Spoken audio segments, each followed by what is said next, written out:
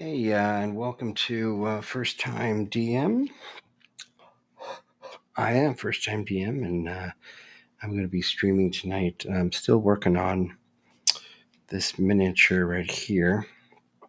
We had finished a bunch of goblins recently, and a player had asked me, well, I had actually asked him to, if this would be a mini would fit his character, and he said, yeah. So I was printing and printed it up for him a few weeks ago. And today we're hopefully going to be finishing it. Basically, he is this badass paladin with these red glowing eyes here, which you may or may not be able to see. Let's see how close we can get. And I gave it a 1-inch base. So it's the standard D&D size. Of course, that did not work with the wings. It would topple over. So I gave it an altar made of stone, an actual stone. So he's actually pretty stable now. I had done 3 layers, and that was fidgety at best. So I did one more, a little bit bigger. And he still, will fall over. And he's certainly prone to being knocked over with these glorious wings. But all things being even, looks pretty good. So what I'm doing with the altar is there's going to be a skull here in the center, flanked by some candles.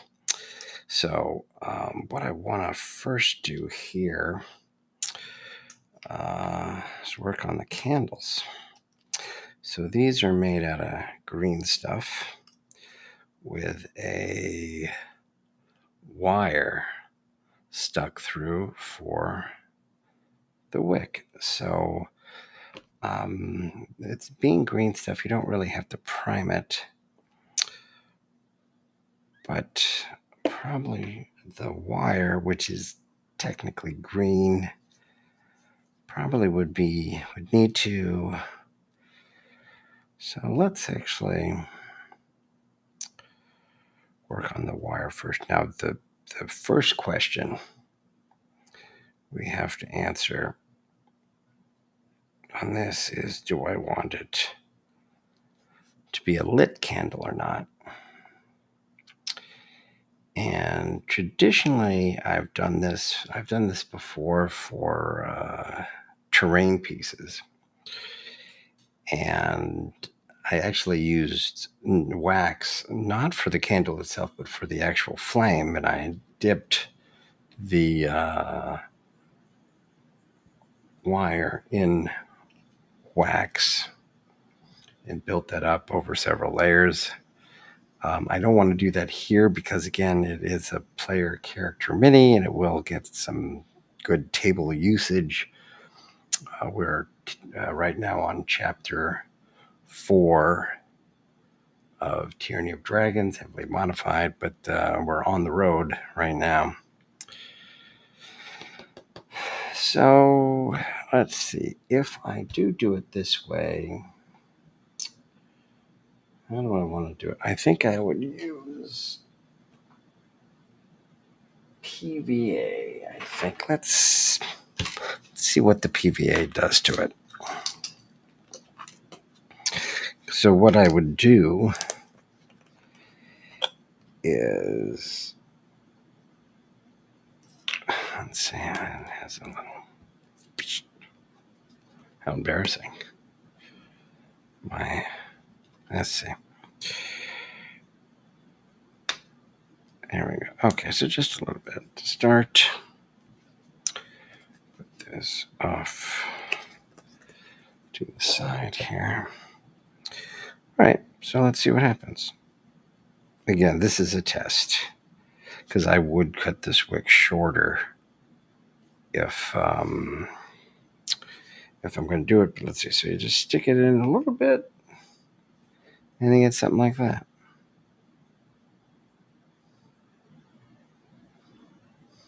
Let it dry. Do it again. Do it again. Let's do it. All right.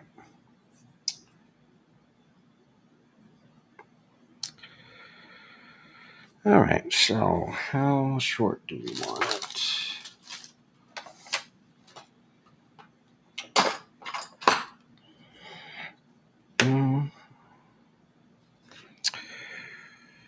So a little bit. You make there.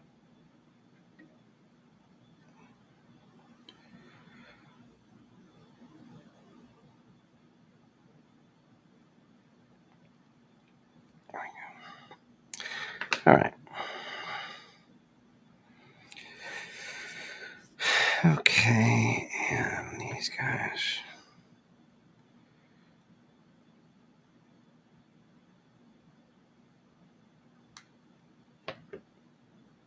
Okay, two.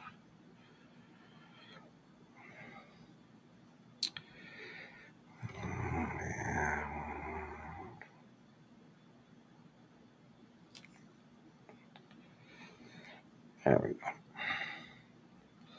All right.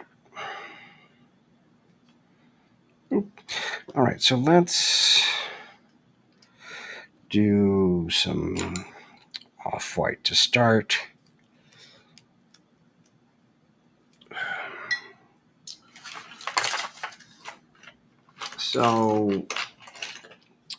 So Friday, we actually returned to Tyranny of Dragons, to basically the page where, and again, spoilers for Tyranny of Dragons for anyone who is playing it or intends to play it. If anyone from the table flips onto this, please turn away. Spoilers ahead.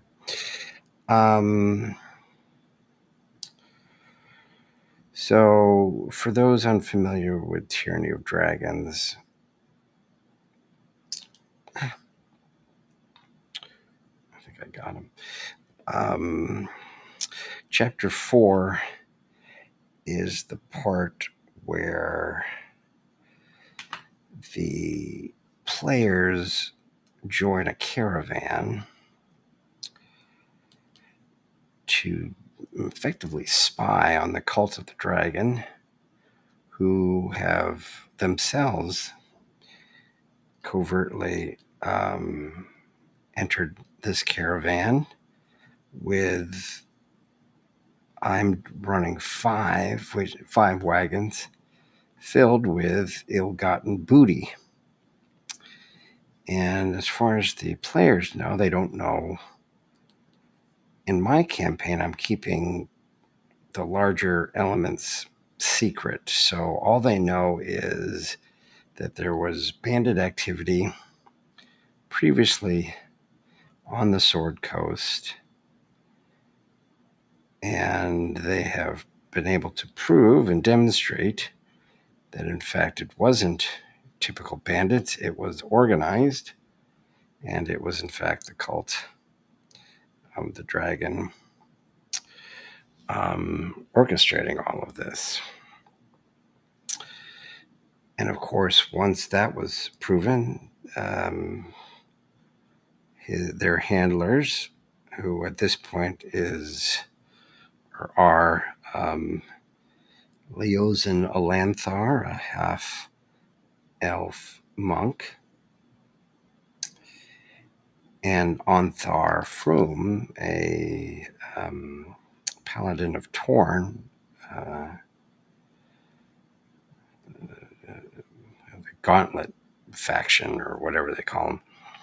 Anyway, so as soon as they discovered that the banditry was, or not discovered necessarily, but proved that it was the cult of the dragon doing it, now they want to know why they are doing this. Is it just, are they in need of money? Are they funding something? And honestly, more importantly, they want to know where the gold is going, because in my version, the Onthar Froome and the Leosin sort of faction of folks are pretty aware of what's going on, and this isn't the only place where it's happening. It's happening around this, not necessarily the Sword Coast, but around Faerun. There are other caravans, there's other transportation of gold, and they want to know where all of this gold is going. So not just these. So really the gold itself, or recovering the gold, is not part of the quest. The quest is, where's the gold going and why are they accumulating so much of it? Because it seems beyond what would be necessary for simple, monetary needs. So this guy was a skull, and I had quickly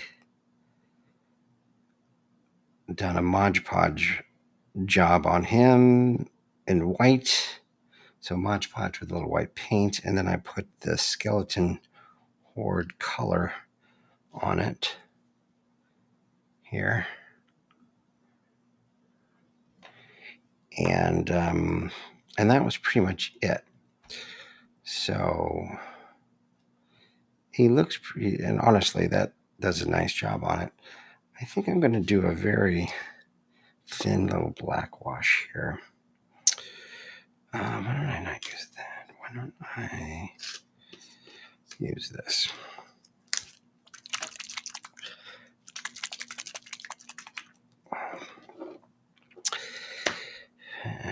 So the in the campaign, this is the part of the campaign where the players strategically find out where the Cult of the Dragon is reconstituting their caravan, and they're going to basically hook up with a larger caravan, sneak in basically as guards of other wagons, and then from there monitor where the gold goes, and pick up any other intel that comes their way on the journey, because this is a journey from Baldur's Gate up to Waterdeep and possibly beyond.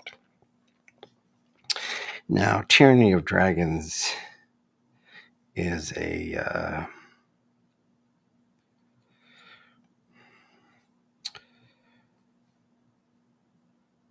how should I put it? Controversial campaign. It was the first 5e, published 5e campaign in either 2014 or thereabouts. And it was written effectively by Kobold Press before the rule set was even finalized. So there's some issues there that have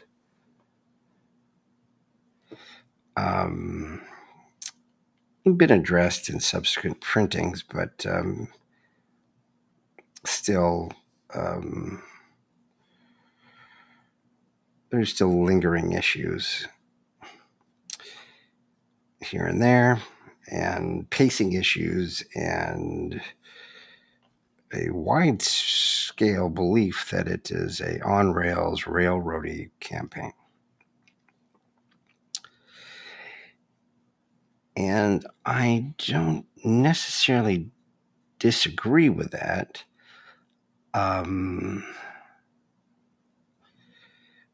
As written,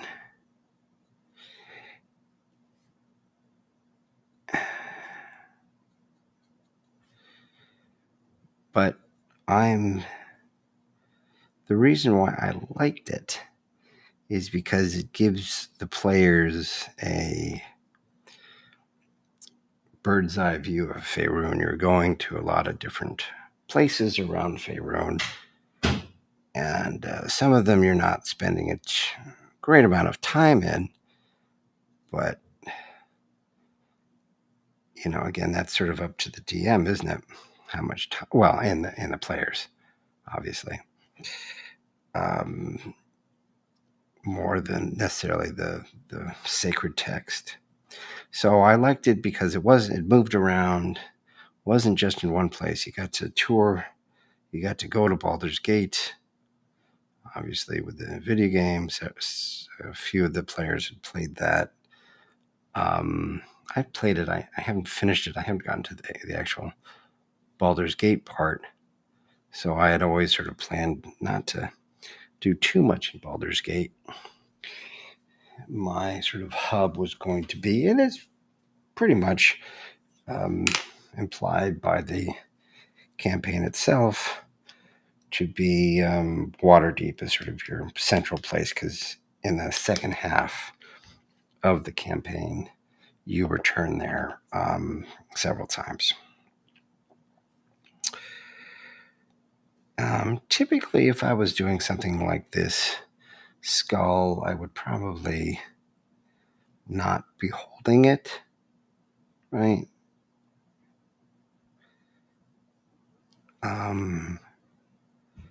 I'd probably affix it down somewhere. I guess I should probably do that right here.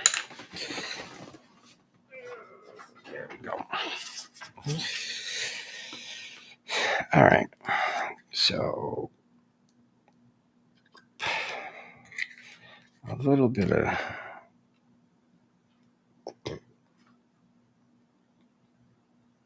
okay, so I'm going to leave that be for a minute. Let that dry. Maybe come back to our candles.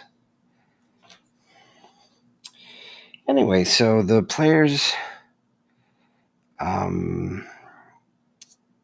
now, they have been chosen by wagon runners or people who have rented these wagons to go, basically merchants, to go from Baldur's Gate at least up to Waterdeep, which is a very, very long journey. Now, this is somewhat controversial or derided, I guess, in general parlance, because a lot of times travel in D&D is not fun. And the things that the campaign really has the players doing are pretty much random events, side quest, not even side quests, just sort of random events on the road. Day after day after day. And, the campaign is written, spends way too much time with this, and like weeks and weeks and weeks. So I wasn't going to do that. And I also didn't necessarily, I might have some random events just to complement, an activity or something that I'm doing, but I'm having 3 main events. One, the things that happened this past Friday and then are continuing on to next week, where the caravan, or at least the last few wagons of it, the 3 that our players are connected to, and the 4th is the HQ, the main, the dragon cult wagon where the leadership is, which is this black half dragon named Resmir, who has really not been seen, but has been talked about. Anyway, and this troll attack, like I say, so the in my scenario, and that was sort of the thumbnail that you had perhaps seen for this live stream. When you clicked on it, the last 4 wagons are cut off. There's a bridge, so the rest of the caravan keeps moving. They don't really even notice, and it's a wagon breakdown that's going to take an hour to fix. A wheel pops off, basically. And up until this point, the dragon cult has been very standoffish and like, keep away from us. They're not openly cultists, but they're not overly hiding it either, right? They're getting a little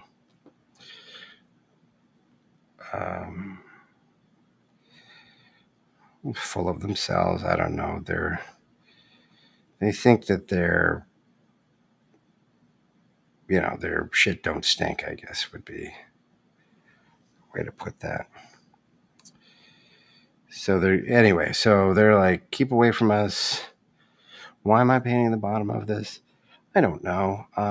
Sometimes you could see more than you want to see, and so you get the corners, right?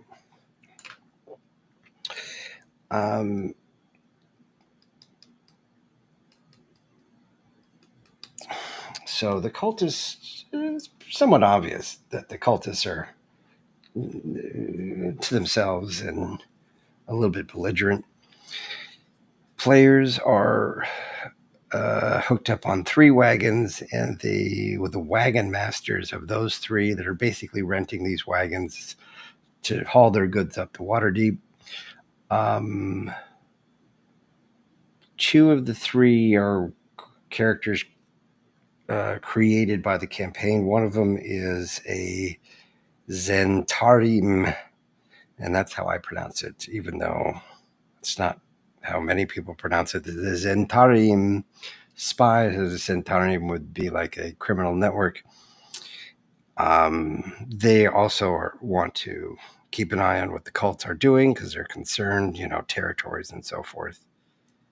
See what the enemies are doing. So they have this gnome lady pretending to be a merchant. So the characters, without knowing it, have hooked up with her for a couple of the characters. That I have 6 players. Well, I have 5 now. One just had to moved. But I had 6 players, and they got to pick, and of course they were going to say, well, and they couldn't all 6 be on one wagon, but they're like, well, let's stick together on 2 wagons, and of course there are 2 on each wagon, so their plans changed. They got greedy. Anyway, so 2 players were on this, or are on this gnome,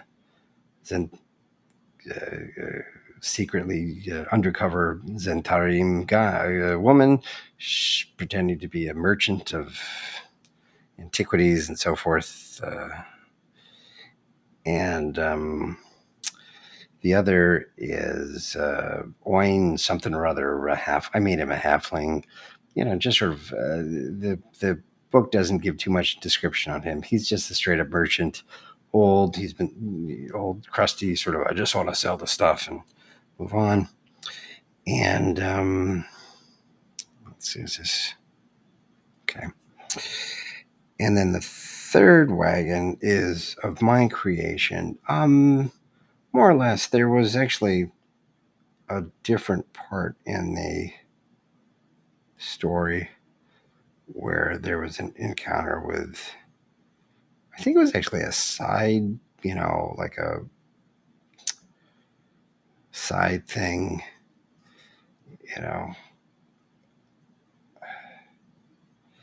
where you might encounter a succubus. Oh, hold on, I gotta send a text here.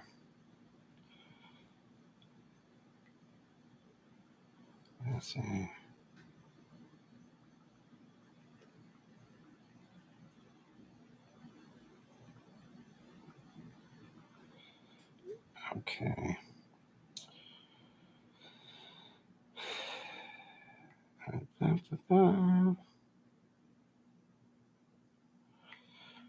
Thumbs up. Okay.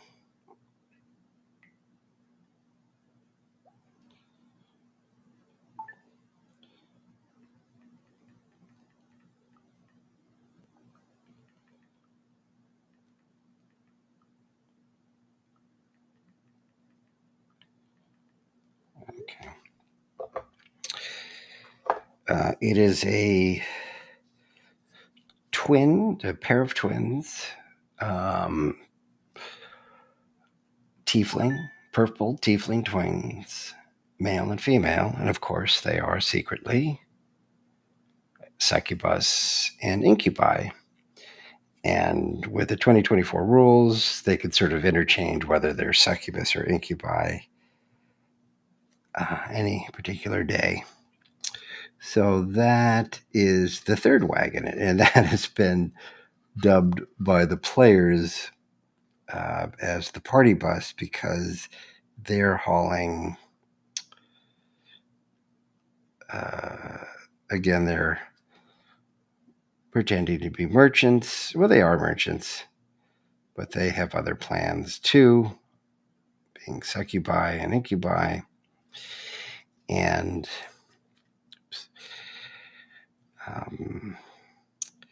they're also watching the players for certain factions.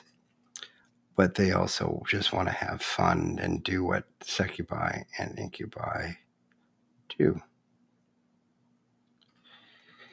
And so this actually is sort of a fun little challenge because the 2024 rules change succubi and incubi. They make them into, instead of one's male, one's female, they make them two distinct creatures that can turn into each other. So they have a completely different set of abilities based on, what form that they take, and they could change whether they're a succubi or incubi after a long rest. So each day I could, make them whatever I want them to be. And it's not easy monsters to run, right? Because these are not just like go kill them monsters. These are similar to vampires in a way, right? Because they want to woo you and bring you into their clutches and, learn about you and manipulate you, right? They're manipulators. And so I've got a little bit too.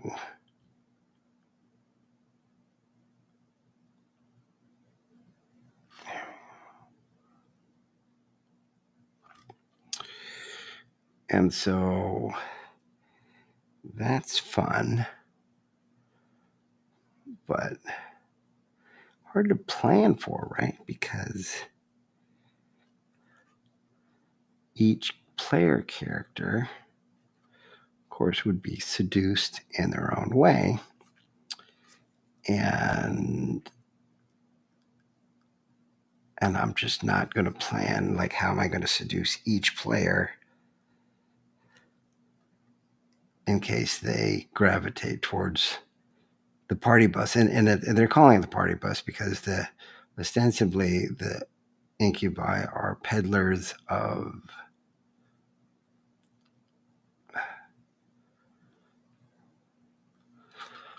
potions, elixirs, creams, and so forth. But the party's pretty sure that they're also peddling objects called dream spheres, which have played into the larger plot. Now, dream spheres was a Forgotten Realms novel in the 90s, And I've been reading Forgotten Realms tomes preparing for this, and I've really amped up the cloak and dagger stuff because the cult itself never made much sense because I saw someone somewhere, right, like, why would you join this cult of, it doesn't feel like a cult, right? A cult is something where they're believing in nonsense, but you believe it, and what's to believe in traditionally the dragon cult is worshipped dragons, and most specifically they wanted to turn dragons into Dracoliches. This current faction of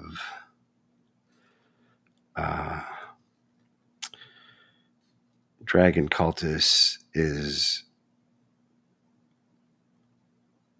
focused more on living dragons, and of course, and the players don't know this, the whole Tiamat angle. So what I've been doing is making the cult an actual cult and drawing in folks in Faerun, not really anything about dragons. Well, yes, always about like, oh, the dragons are the way. Chromatic dragons are the way, is basically what they're saying. The new leader, this Severin character, who I've completely changed from the book. I'm not sure if I would have keep his fairy dragon, but maybe we will. I don't know. That was sort of cool. Anyway, I've made it sort of like a power thing against the nobility, challenging the nobility, the common man rising up, challenging the nobility who has failed you and failed as leaders, and they're corrupt and all sorts of terribleness. And you should rise up against them and give the dragons, or at least the dragons,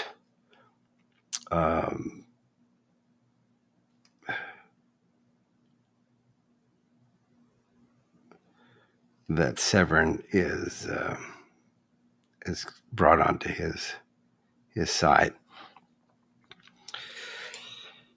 And so that's more, it's more and so we've had a lot of pamphlets, we've had a lot of propaganda.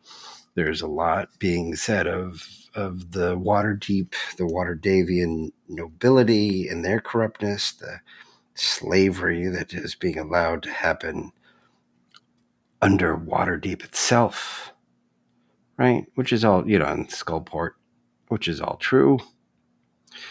And so it makes them a little bit more gray as far as villains at this point. Are they truly villains? But they have a point, right?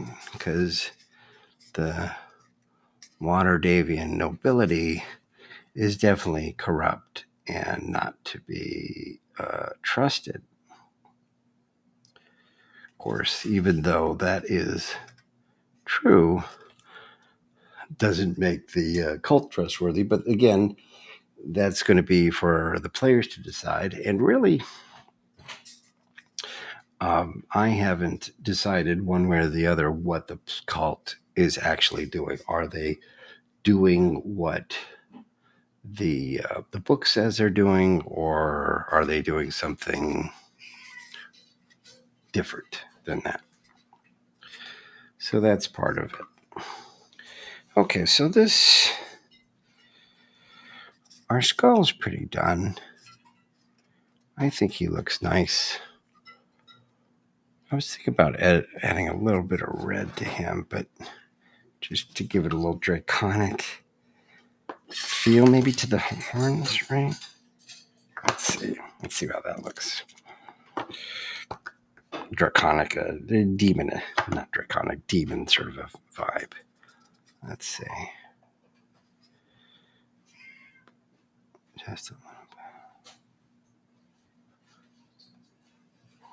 There you go. See, even that's too much. Just a little bit here. Darker recesses there.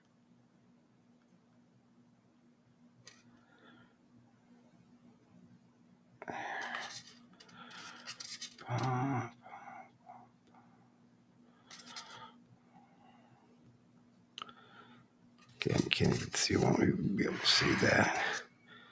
So that just gives it a little bit. There you go. Just a sense of some sort of satanic thing going on. All right. So these guys are more or less dry.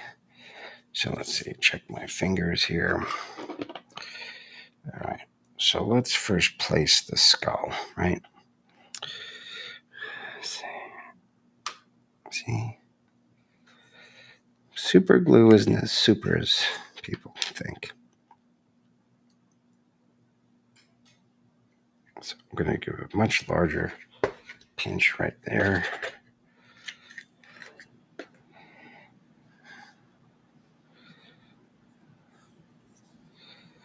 Put it right there on it.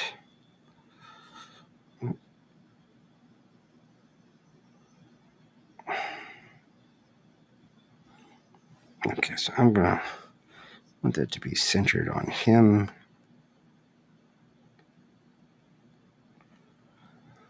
Okay. All right, so I'm gonna, if it falls off, it falls off, and we could reglue it. Okay, so the big one I know I want to go here.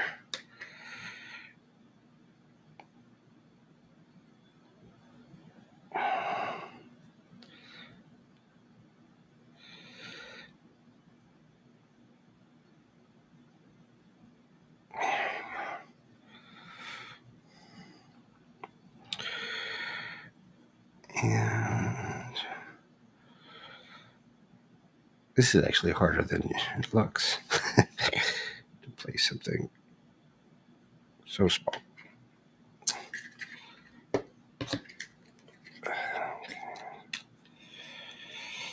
I've been ruining super glues lately about not being good about closing them. So, trying to be better about that. Okay.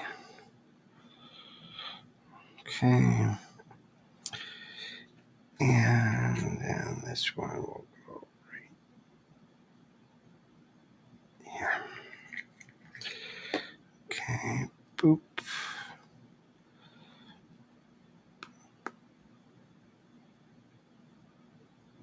There we go.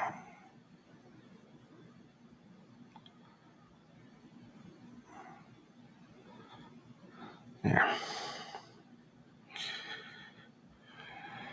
How about that? Does that look good? Obviously, I'm being very fast and loose. I really shouldn't do that right now. I should let that dry.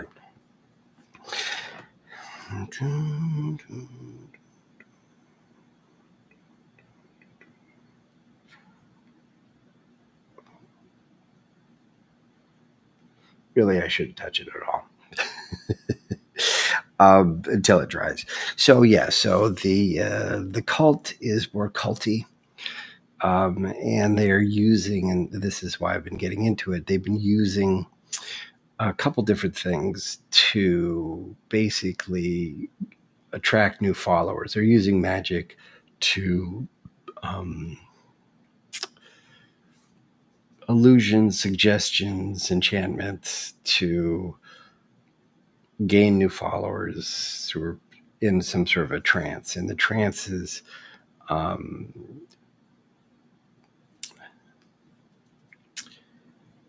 transmitted or infects people when they look at and read these posters. And there's magic, illusory sort of magic involved in that. But these dream spheres, and this it's elven magic. It's very old elven magic. It's perverted elven magic.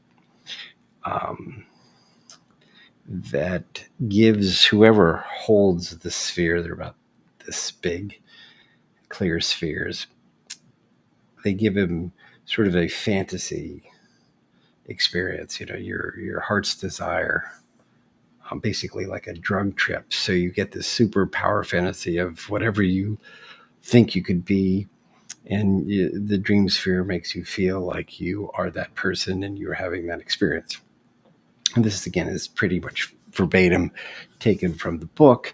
I'm tweaking around the edges, but it also hints at the dragon cult, as far as you need the dragon cult to achieve your heart's desire. And so that's how these dream spheres are very popular, not necessarily because of the dragon cult aspect, but it's because of the effect of, oh yeah, if I listen to the dragon cult, then I'm going to get my heart's desire. And so, that's why people, will come back and back and back to these dream spheres. And these dream spheres, the magic is used up. And so they have to, then it's just an empty crystal sphere. So they have to get another one, and they go deeper down the rabbit hole. So it's an addiction. So is very quickly determined by the party when they saw the tieflings, the wagon that they're using, which is based off of the old tarot card wagon type of thing. They're like, oh yeah, this is the party bus. They're definitely dealing in dream spheres, which is true. I'd already sort of come up with that aspect of it, and they then guessed it. And so if I hadn't come up with it myself, they would have given me the idea, and the idea was perfect. And then so there's a synergy there, and so I'm they don't seem they seem like they seem that the secret, the players seem like the secret that they've uncovered is that these guys are drug dealers, not that they're monsters, right? So that's good, right? They feel that they've sussed out why the DM has created them, um, and all of that, and so they think they know the secret, and they did figure it out, but they have not gotten to the incubi succubi sort of thing where they assumed that they figured that out. All right. So I'm letting this dry, and I should wait longer because it's not the super fast drying stuff. I had the super fast drying stuff that was more liquid. This is a gel. The gel is better for this because it gets sort of in the nooks and crannies and not just so liquidy where it just sort of drains. But it does take a little while to dry. And I don't really care that much about it, but I don't really sometimes, because what I want to do is I'm going to paint around the base here so it looks like the wax is melted, onto the altar here. But the problem is, if the glue isn't dry, then you're gonna run the risk of getting super glue on your brush, and I don't want to get super glue on that brush. But we could do other things. So yeah. So this is it's been fun, and so there are two players that hooked up with a party bus. One has daddy issues. He's lost his way. He has no guy. He's a paladin, oathless. He's gone, not oathbreaker. He's gone oathless, but within the game, it's sort of, he might have had some sort of affiliation to some sort of god, and then given that up when he found out that his father was secretly a member of the cult of the dragon. And the father said to him, I've, I screwed up. I helped the bad guys do what you can to fight the cult. And everyone in the group is basically part of this prophecy. Again, not part of the campaign. The part of the campaign, the why the players begin the campaign in the actual Horde of the Dragon Queen campaign, Tyranny of Dragons, same thing, just different publishing, was always sort of nebulous and up to the DM. And so I threw out whatever was given, and I went the prophecy route. We've assembled the team because of the prophecy. And there you go. So the one player that is one of the two players that is part of the party bus, his father was a dragon cultist secretly, and he is making up for it. The woman, actually, she was a dragon cultist in the old vein, and her family, these are the dragon cultists that believed in the Dracolich thing, and her family was slain by the new regime, and they believed that she was dead, and she has now a cloak of disguise, so the cultists in the caravan don't recognize her. But so she's also had this conversion again outside of the written campaign, where she started the campaign as a alignment evil character, and she is now in the alignment of, I think, chaotic good. So she's already had a spiritual awakening that has changed her life outlook. All right, so let's see. Why don't we paint the wicks? We could do the wicks right now, which is super easy, right? Unless I screw it up. But she actually fell for, again, this is outside of the campaign as written. We had a little side quest where I wanted to sort of establish that the Waterdavian nobility is really not to be trusted or admired, to sort of set the stage that there's going to be grays in this story instead of black and white evil. So she got involved with this minotaur that was,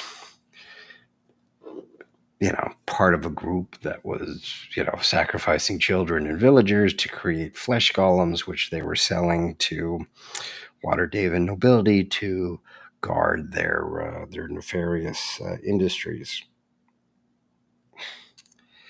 So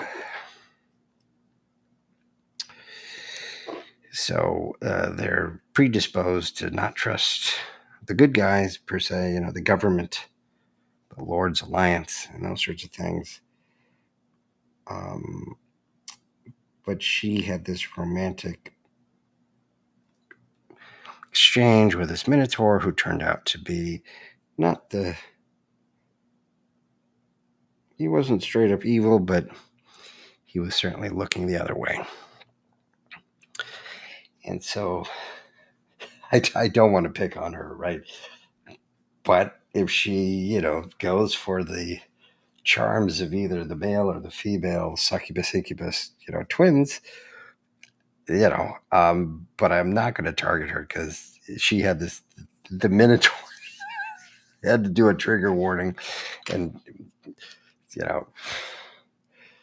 the minotaur that she had when everything came to light, what was going on, and the minotaur was basically complacent in it.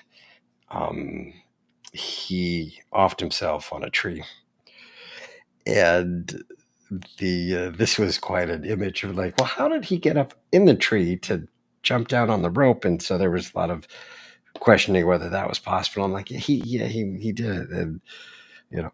So that was fun. They actually, I think, named their group after this image of this. They call their group the Hanging Horses. So it was a very impactful moment and a little disturbing. And I think in the moment she was definitely okay with it. But she's like, "Oh my God, I had this romantic interlude with this creature, and now it's hanging from the this this tree," and you really didn't realize till later. They're like, "Oh, we never come down, did we?" So he's still hanging there. So ostensibly, unless the displacer beast ate him, which might have been. Ooh, that was really bad.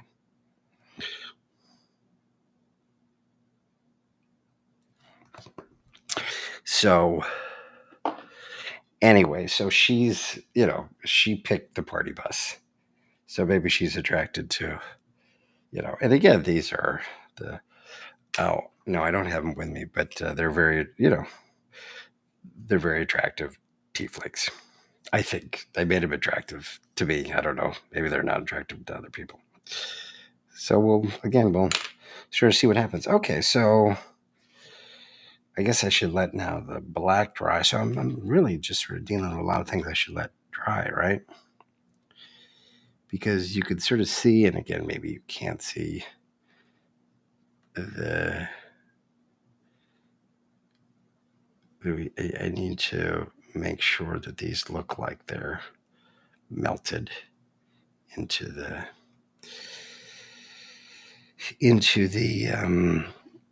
uh, onto the altar. I want to do a crappy yellow. Let's see. This might be too much. The Drag yellow contrast. You got to be careful with this. Let's see. Just yeah. Just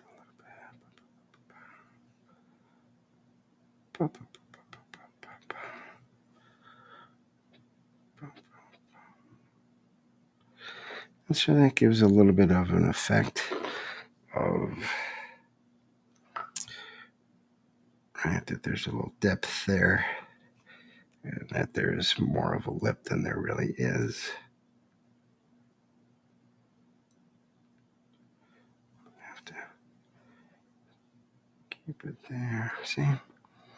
Right, gives a little bit of depth. Keep it close to the wick.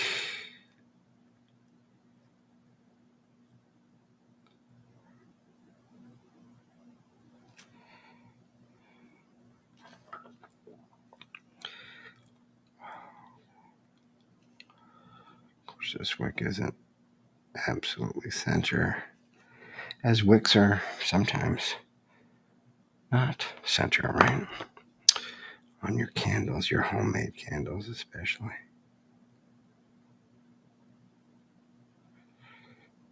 Altar candles, maybe. So I'm treading a little lightly there, where I don't want to pick on any player.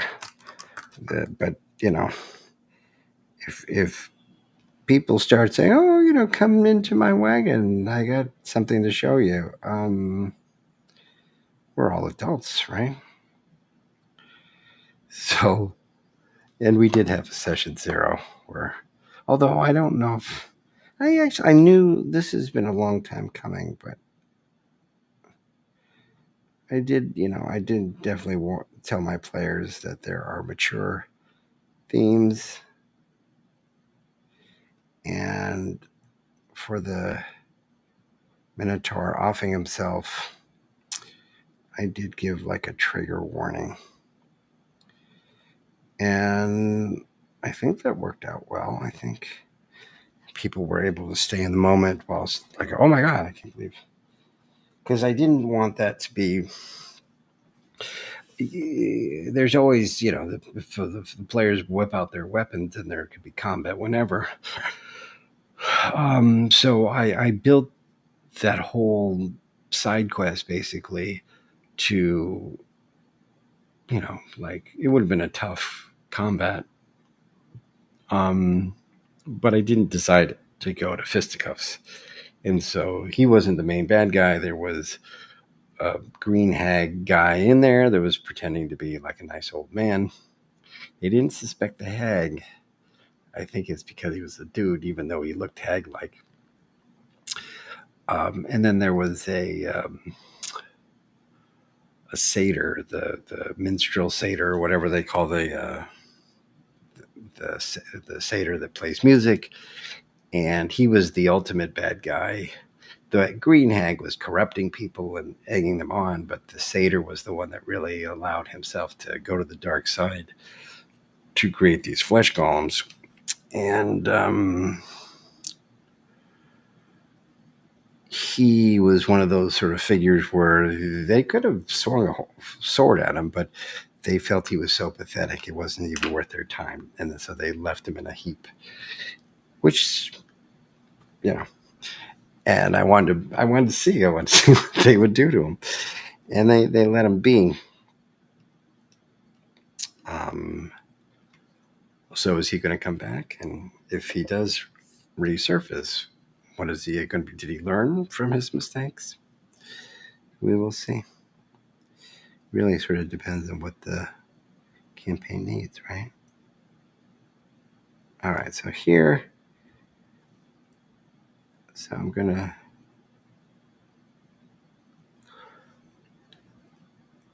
put a little bit of paint on the altar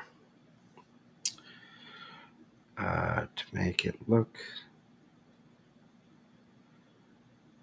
as if, and I'm gonna definitely do some sort of a drip right there. I'm not quite sure how I'm gonna do it yet, but I will. So there's gonna be some wax here.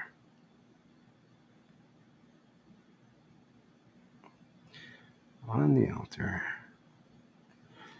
on the runner here.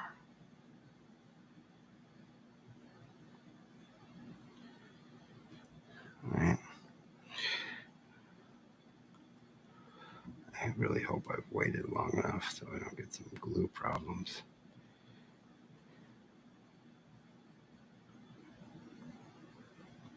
There we go.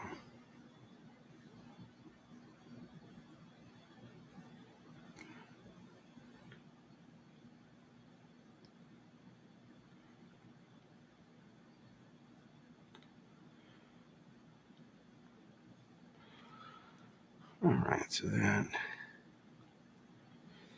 is and is not. Let's see.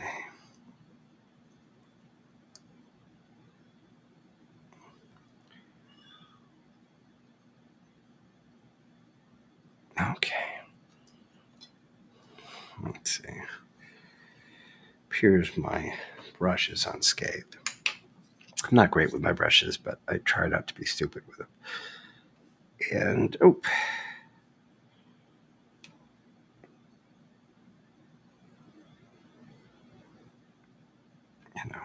try to respect the brush, but you do the best you can. There you go. And so what I'll do is I'll let that dry a little bit, and I'll probably put some highlight white to show some of the drips. Once I do the drips in white, then I might give a little shadow to it with that dark yellow. And look at that. I think that's pretty cool, right? Like that's your character.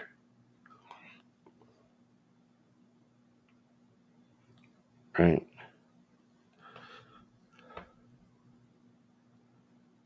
I think that's pretty fun. Grim. Let's see. I'll do some. Get some white here. My whites are really screwed up.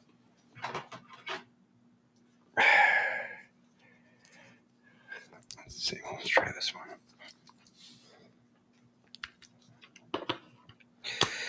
I want to be pretty.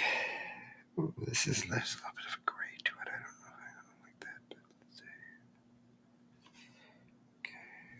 Make sure there's no water in that brush. So yeah, so there's a party bus.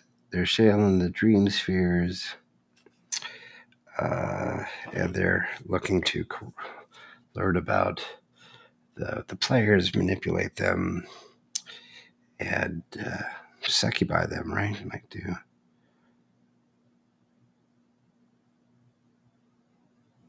Yeah, I really don't like that white for this.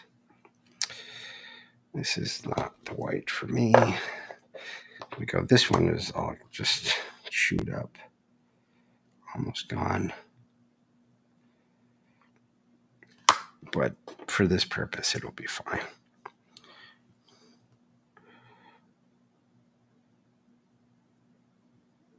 Yeah, just a little bit.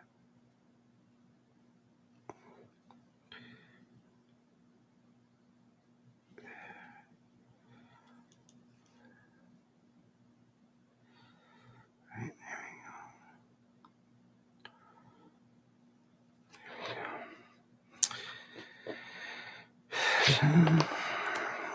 The succubus, but I've not easy to run because again, I don't know exactly how it's going to play out, and one is better at slipping in, right, and doing its dirty business, and the other one is like the one that like really sucks the life out of you. So I really have to study it more. Um, to figure out the mechanics of how I'm going to use both of them together to maximize the incubus and the succubus, so they work together. Because I believe that you're working in, they could work in tangent becoming, right? Like if you sleep with someone, that's a long rest, so you could wake up as something else, right? One of them can go to the like ethereal plane, so they could come in and out of secured locations and without being detected. But the other one has the love sucking drain whatever stuff. So again, I've been reading it and I've been trying to figure out what I want to do with it, but it's tricky, especially since it's not your traditional sort of thing. All right, not like a troll attack, which we're doing now. And the troll attack is going great,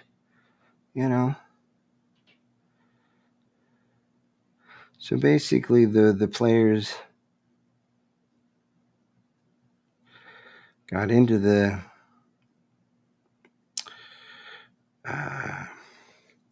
caravan, and caravan started out. First day, nothing much was happening. We rolled for some, maybe stuff. Second day, they're in the Troll Claw Hills. They get cut off from the rest of the caravan. I had goblins attack initially. And they're like, oh, we thought you would throw trolls at us in the troll claws. And then when they thought that they were done with the encounter,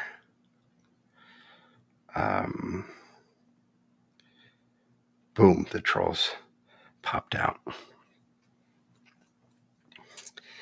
And then, one troll, then two trolls, then three trolls. And so what is the purpose of this encounter? That's a very good question. I'm glad you asked. Because the trolls are also now attacking not just the players, but the cult. And so this is an opportunity for the players to get in with the cult. Like, oh, well, we're standoffish. We're not really friendly. Or like, get out of here type of thing. But what if the players save them? They might be grateful. They might even ask them to join the cult. So right now, the players have considered it, right? But they were also like, screw those guys. Those guys were like really standoffish. Why should we help them? Which is fine. I'm giving them an opportunity, and if they don't want to take that opportunity, then we'll do it differently, right? They don't need to. They don't need to be good with these guys for the train to progress. So it's fun, and I don't do a lot of huge combat.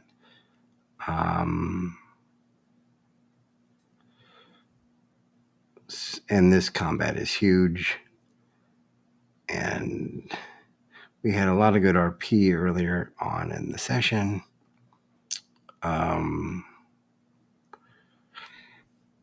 But this then devolved into like lots of combat, and hopefully it won't be boring. Hopefully it's like a change of pace for the party to have a lot of heavy combat. All right. So I might put a little of this gloss varnish on to give the candle sort of a waxy appearance. But let's start with the glue, shall we? So right now I'm not going to worry about color or make it look like fire or anything. I just want to build it up. Build up the flame.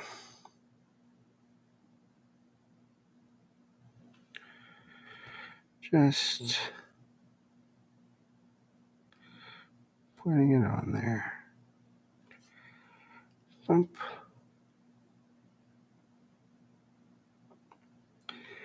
And doesn't need to be too much. Of course, it being PVA glue, it'll dry and get smaller. But again, we're going to do a few. We're going to do a few layers of that. All right, why don't I not use that brush? What do I got? I'm going to do this. All right, so we got, this was our, I was hoping it would still be good, but no. Gloss Varnish Vallejo. I have matte too, but I think the varnish will be better in this circumstance.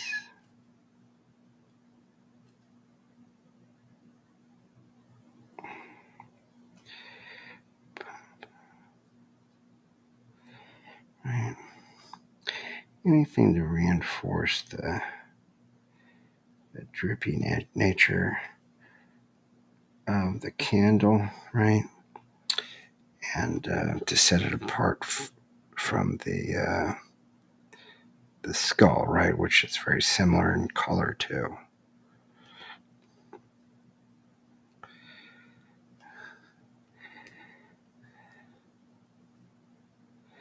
And I certainly prescribe to the axiom of, if you can't see it, you don't really need to paint it, right? So I'll get it from the back here, but I'm not going to be too worried about it having complete coverage. Just enough so I can get away with it. Knowing that the more I put on, the glossier it will be. Right?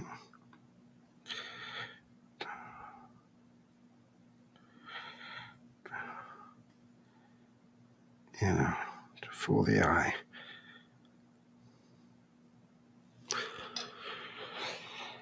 I might have gotten a little of the glue. I might have knocked the glue here. Let's see, which is, of course.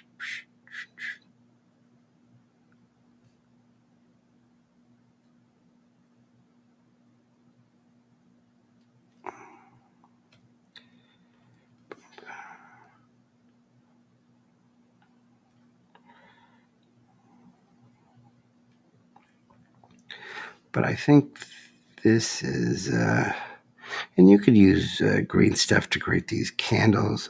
I actually usually use Fimo clay. It's easier to mold for me, and then I just bake it. Still letting it dry, but I couldn't find it yesterday, so I used the green stuff. Great, and honestly,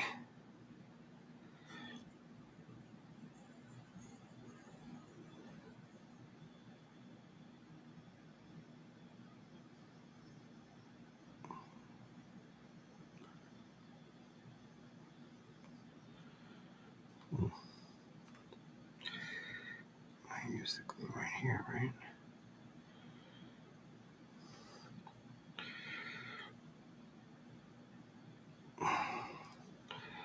And actually, it's not so bad of an idea, because I do want to hide those seams.